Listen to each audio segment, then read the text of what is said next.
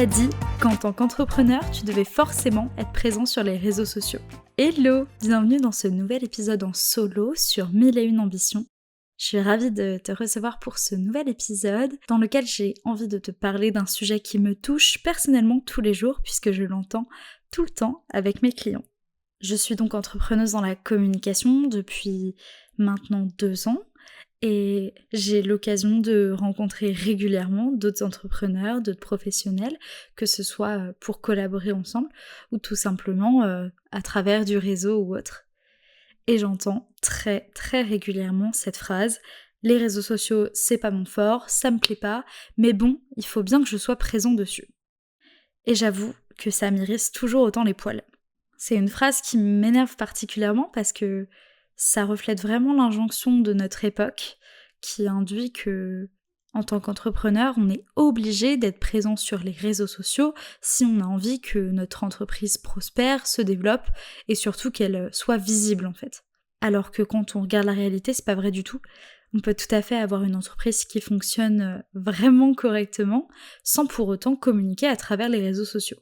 Et il y a une manière très simple de s'en rendre compte, c'est de faire le point autour de vous, et vous allez vite vous rendre compte que beaucoup d'entreprises, et notamment d'artisans pour le coup, fonctionnent uniquement au bouche à oreille. Ils n'ont absolument pas besoin des réseaux sociaux pour vivre et pour faire prospérer leur entreprise et leur visibilité.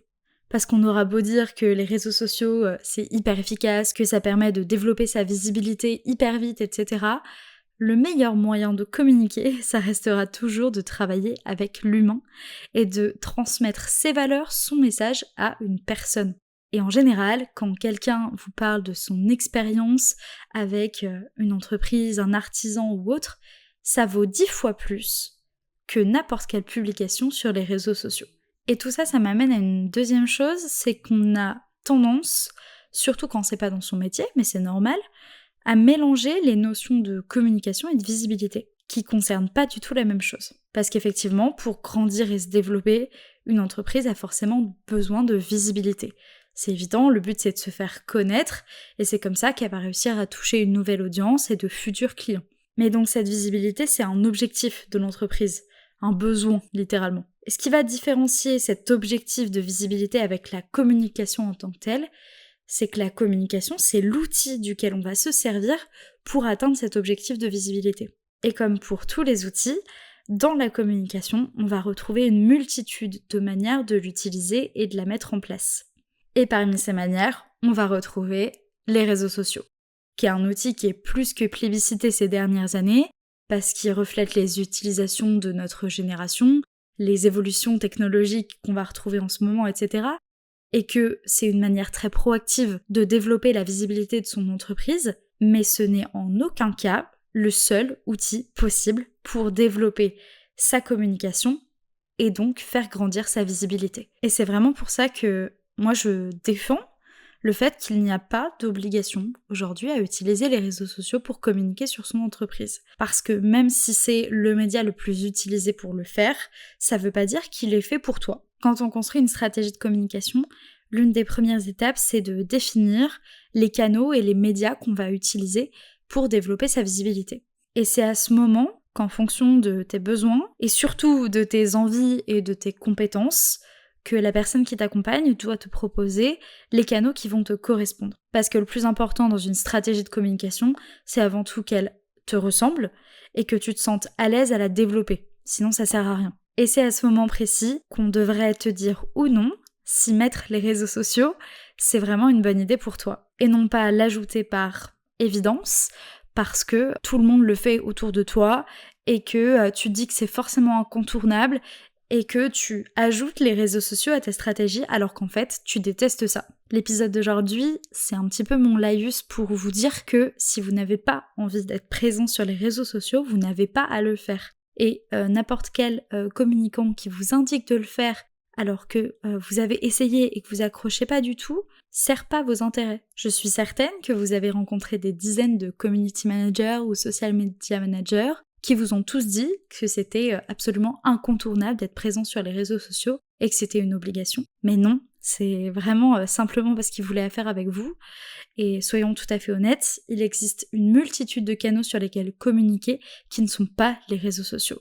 Et je suis sûre qu'avec d'autres canaux, tu peux atteindre les mêmes résultats. Donc toi qui es présent sur les réseaux sociaux parce que tu as voulu écouter ton voisin et que t'as pas du tout l'impression que ça t'aide, que ça ne te ressemble pas, et encore plus que ça te fait perdre du temps et de l'énergie, tu as le droit d'arrêter. Et c'est ce que j'essaye moi d'expliquer à mes clients quand on fait le bilan sur leur stratégie de communication, c'est que le but c'est quand même à la base, à l'origine, de trouver la stratégie et les canaux qui te ressemblent, avec lesquels tu te sens à l'aise et sur lesquels tu vas arriver à t'exprimer sans être bridé et sans que ce soit un véritable calvaire. Et surtout d'utiliser ceux qui vont t'aider à atteindre tes objectifs.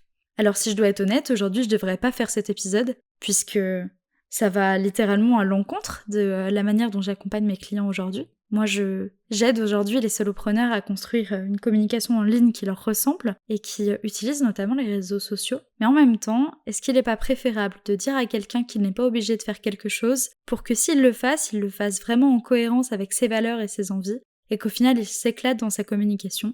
Moi, en tout cas, c'est mon opinion.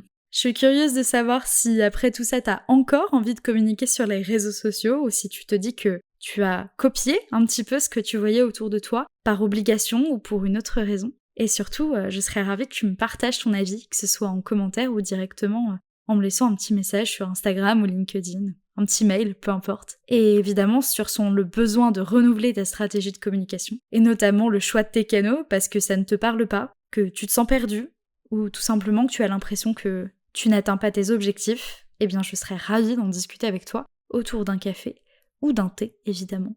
Et il ne me reste plus qu'à te souhaiter une très belle journée, une belle soirée, et à te dire à bientôt, puisque on se retrouve dans 2 semaines pour le prochain épisode de 1001 ambitions avec un invité. Ciao ciao!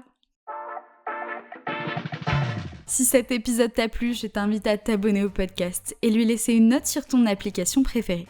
Et si tu veux suivre en direct l'actualité du podcast, tu peux me rejoindre sur Instagram @1001ambitions. Tu trouveras en description les liens abordés dans cet épisode, ainsi que le lien d'abonnement à la newsletter du podcast. Merci pour ton écoute et à très bientôt pour un nouvel épisode de 1001 ambitions.